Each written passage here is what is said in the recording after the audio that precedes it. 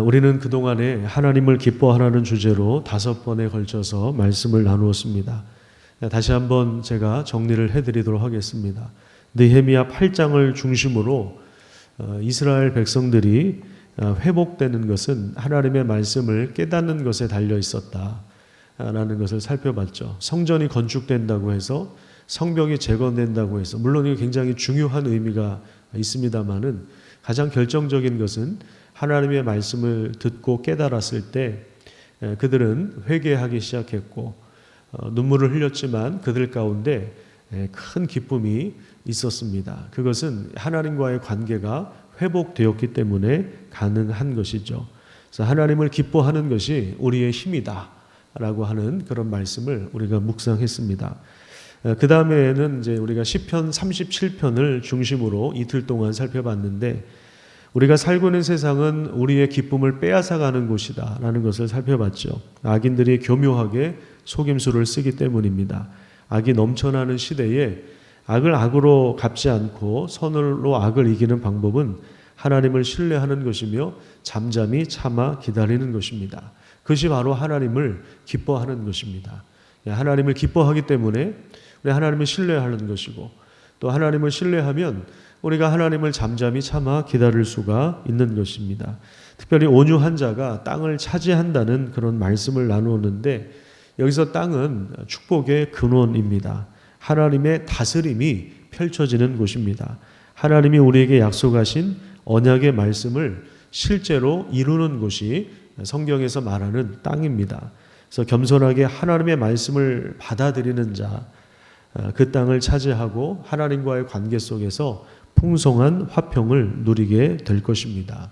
여기까지가 이제 4시간에 걸쳐서 살펴본 것이고, 그래서 어제는 우리의 일상생활 속에서 하나님을 기뻐한다는 것이 우리의 영혼뿐만 아니라 우리가 찬송하고 당연히 찬송해야죠. 우리가 성경을 읽고 기도하고 이런 일들뿐만 아니라 우리의 육체, 우리의 몸과도 아주 긴밀한 연관이 있다는 것을 살펴보았습니다. 그래서 하나님이 우리에게 허락해 주신 일상에서 온갖 좋은 것을 누리는 것이 하나님을 기뻐하는 것임을 배웠습니다. 그래서 이런 부분들은 우리가 의도적으로 연습을 해야 됩니다. 그래서 여러분들이 감탄사를 좀 많이 표현하십시오. 감탄사를 좀 내뱉었으면 좋겠습니다. 이야, 멋있다. 야, 너무 아름답다. 야, 맛있다. 야, 맛있다. 예. 유정란을 먹으면서도 무정란이나 똑같네 이게 아니라 야, 맛있다. 예. 야, 이 색깔 봐. 이 빛깔이 얼마나 곱냐 하면서 감탄사를 와, 좋다. 한번 연습해 볼까요? 와, 좋다.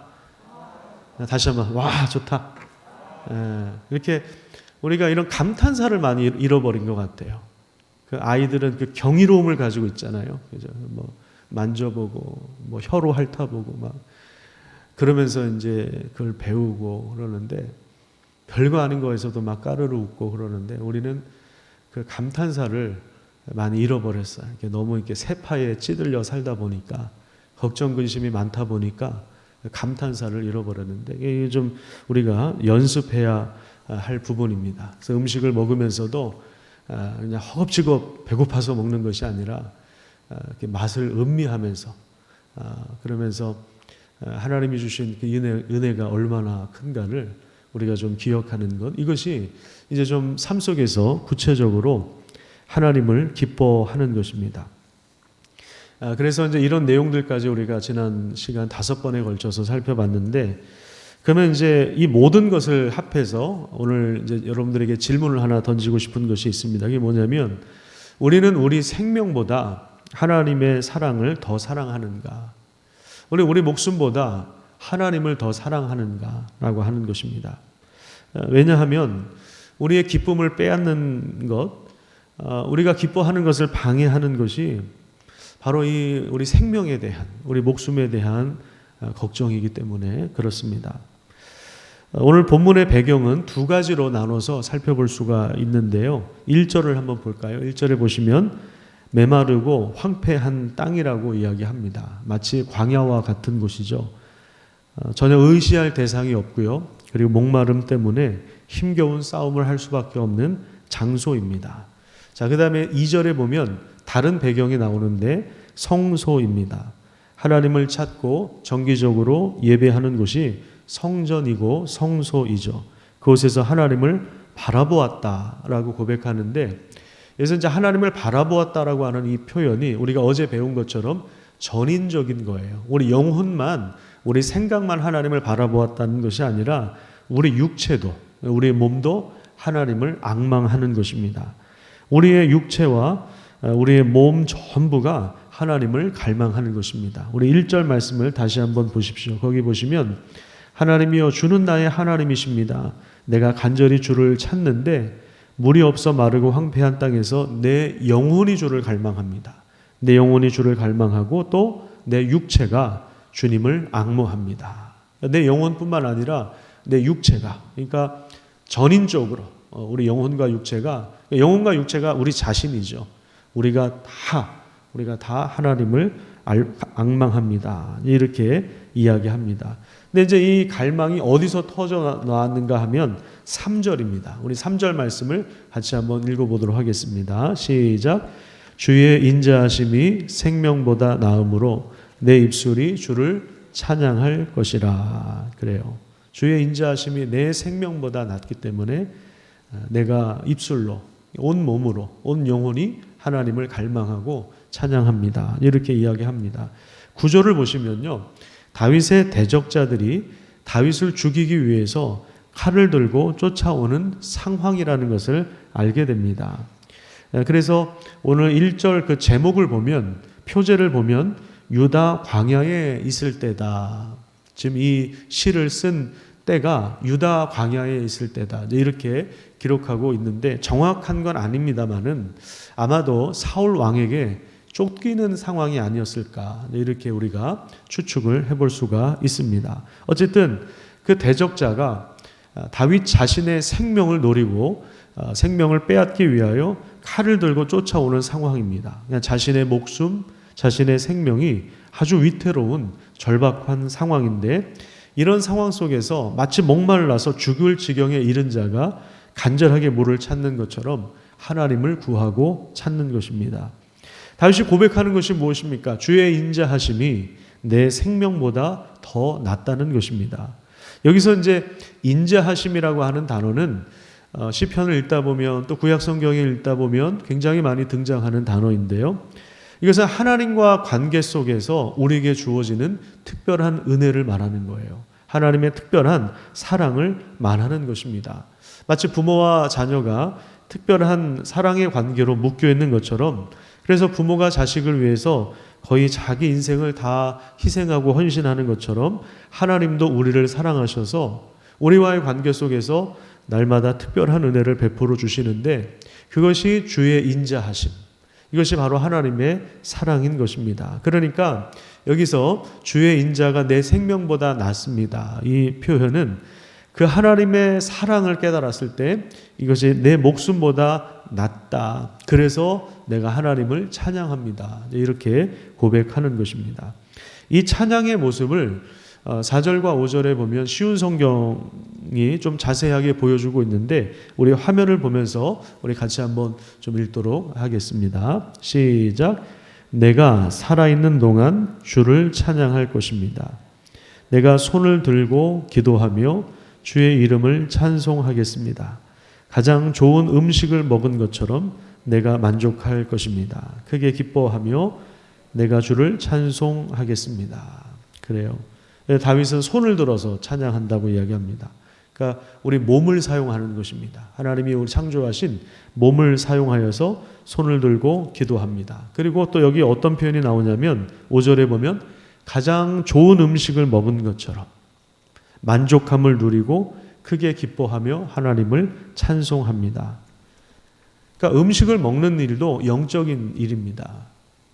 기도하는 일만 영적인 일이 아니라, 예배당에 나와서 찬송하는 일만 영적인 것이 아니라, 우리가 음식을 먹는 것도 하나님 앞에서는 영적인 일입니다. 하나님이 주신 모든 것이 선하기 때문에 감사함으로 받으면 버릴 것이 없다. 사도 바울도 신약 성경에 이렇게 이야기했지만, 우리가 살아가는 모든 일상도 거룩한 것이며 영적인 것입니다. 그래서 가장 좋은 음식을 먹은 것처럼 내가 만족합니다. 그 하나님의 사랑을 즐거워합니다. 내가 크게 기뻐하며 하나님을 찬송하겠습니다. 그렇게 이야기를 하는 것입니다. 왜냐하면 우리에게 생명을 주신 이유, 오늘도 우리가 호흡하게 하도록 하신 그 이유가 하나님을 찬송하도록 우리를 지으셨기 때문에 그렇습니다. 우리가 오늘 꼭 기억해야 될 것은 뭐냐면 우리의 목숨보다, 우리의 생명보다 하나님의 사랑이 더 위대하다는 것입니다.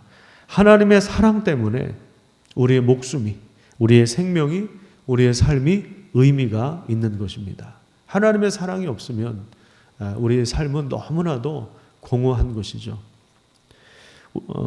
그리고 오늘 또 본문 7절을 한번 보십시오. 7절에 보면 즐겁게 부른다 이런 표현이 또 나오고, 그 다음에 11절에도 보면 하나님을 즐거워한다 이렇게 고백을 하는데, 그 가운데 8절에 보면 어떤 내용이 나와 있냐면 하나님이 우리를 붙들고 계시기 때문입니다. 이렇게 고백하고 있습니다.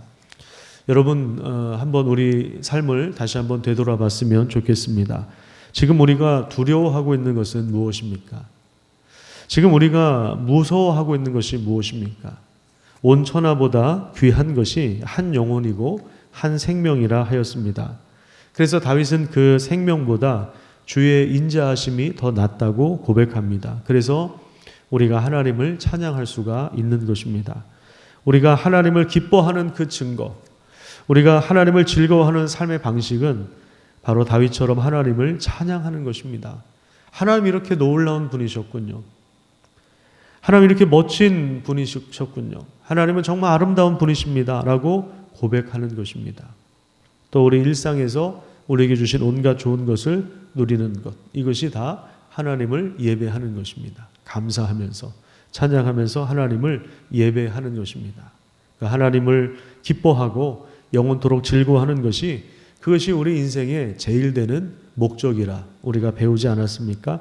그래서 우리는 오늘 하루도 살아갑니다. 내일 일은 잘 몰라요.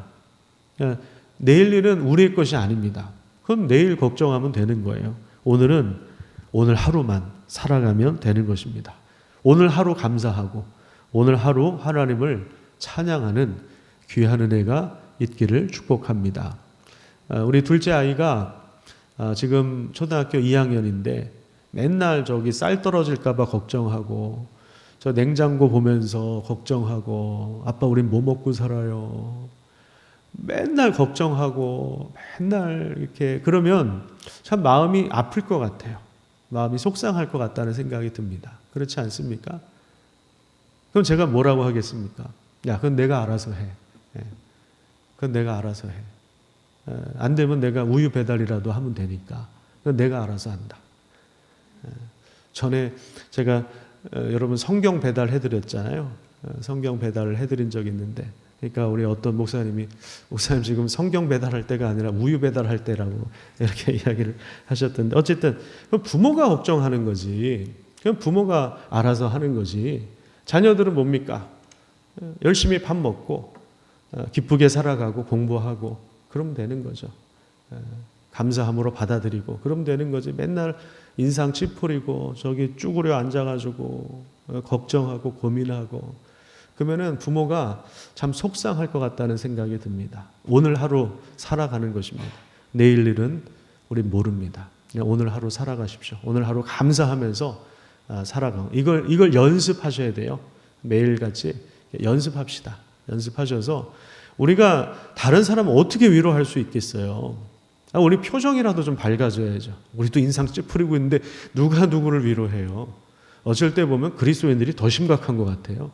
무슨 뭐 세상에 온갖 시름과 온갖 죄를 다 짊어지고 가는 것처럼. 예수님이 하셨어요. 그거는 우리가 할 게 아니에요.